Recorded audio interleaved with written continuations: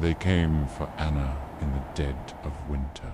A grand carriage rolled into her humble village, the driver's voice cutting through the frosty air. He announced that Countess Bathory required a new maid, someone who was young, obedient, and quiet. Anna's mother clutched her daughter's hand, her heart heavy with fear. She didn't want her to go, but times were desperately hard, and the money offered was a lifeline they couldn't refuse. So Anna went, bundled in layers of wool. She pressed her face against the cold carriage window, her breath fogging the glass. Ahead, the castle loomed like a jagged tombstone against the grey sky, a promise of both fortune and fear.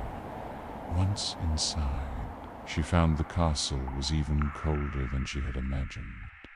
Its halls were vast and echoing, stretching into shadowy depths. Every window was shuttered, plunging the fortress into a perpetual twilight, even at the peak of day. The other maids were a strange, silent group.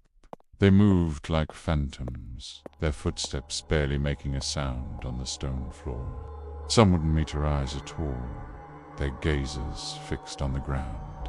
One girl, whose face was pale and hands trembled constantly, leaned in close and whispered a single chilling warning. Don't go near the West Wing. Ever. Then Anna met the Countess.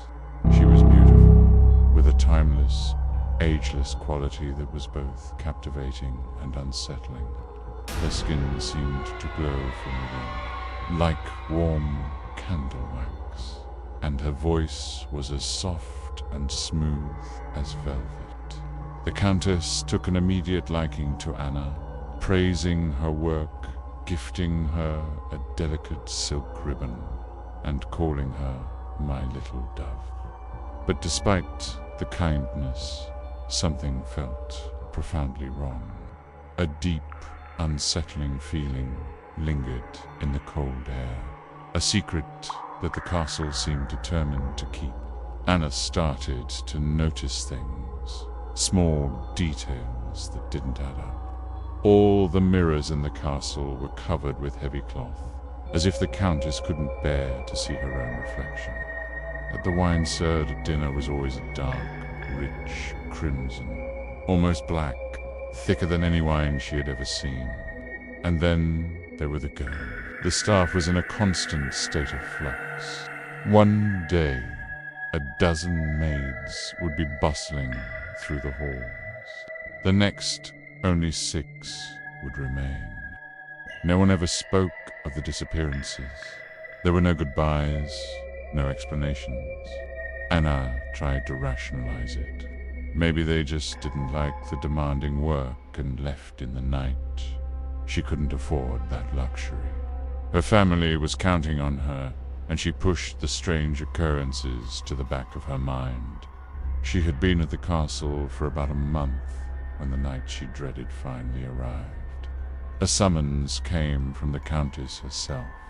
Anna was to attend her in the West Wing. Her heart hammered against her ribs as she followed her mistress through a long, winding corridor she had never seen before.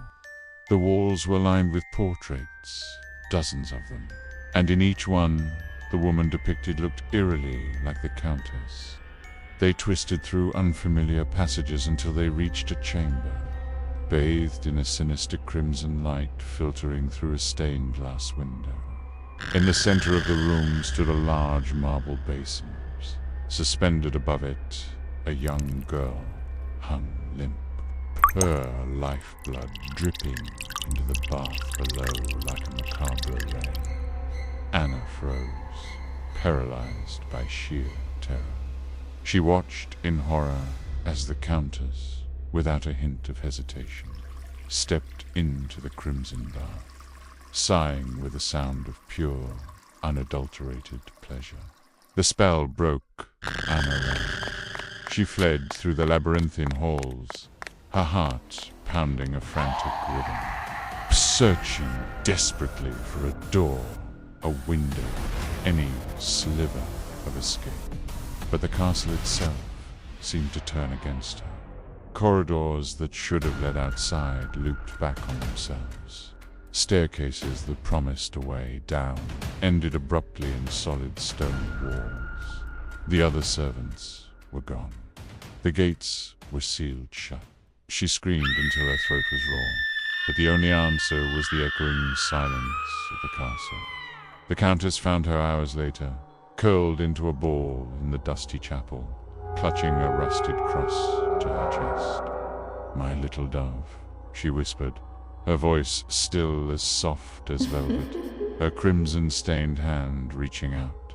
"You've seen too much." Anna was never seen again.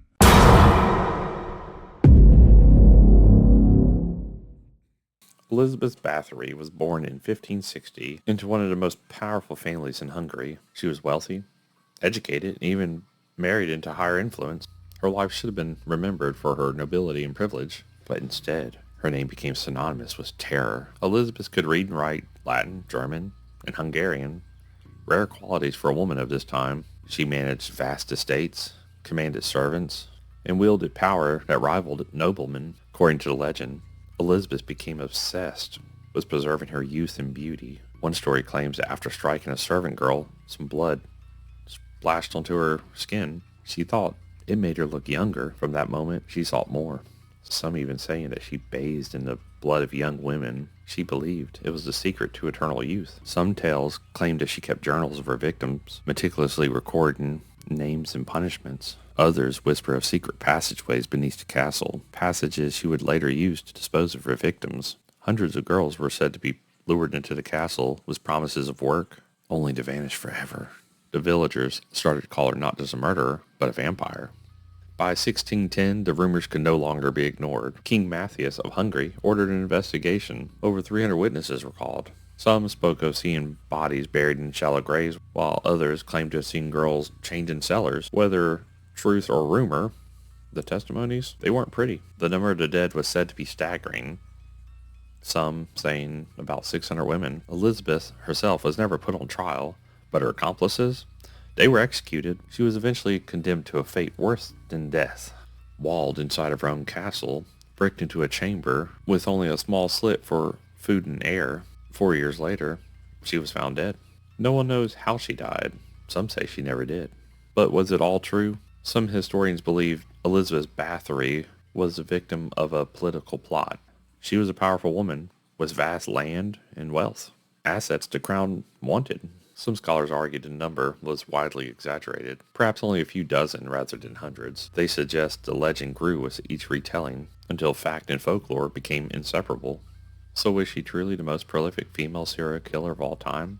Or a noblewoman destroyed by enemies who turned rumor into legend? Whatever the truth, her legend became immortal, inspired vampire stories to come. Her legend of blood and beauty inspired vampire stories ever since. In the centuries that followed, her story spread across Europe like wildfire, blending with older vampire myths from Slavic folklore, creatures who not only fed on blood, but fear itself.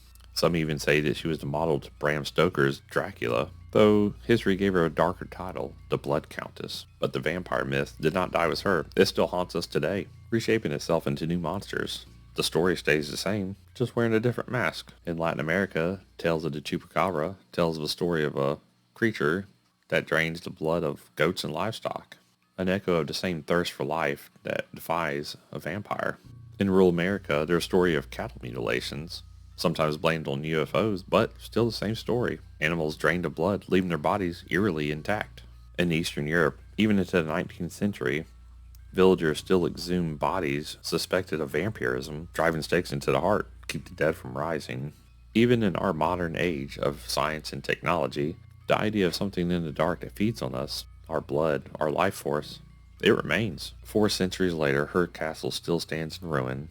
And on stormy nights, when the wind howls through those stone walls, some claim you can still hear the cries of her victims. You can hear the footsteps of the Countess herself, searching for eternal youth. But her story is more than just history. It's a story of how legend never truly dies. From the vampire myths of old, the chupacabra, to the aliens of today, that same fear endures. That something in the dark is feeding on us, Even Bram Stoker's Dracula, the most famous vampire of all time, still carries echoes of this legend, for though he was fiction, she was real. Perhaps that's why her name endures, not just as a woman of history, but as a warning that power, left unchecked, can turn into something dark and evil, that legends, once born, never truly die. And sometimes the scariest monsters are not born out of myth, but of history.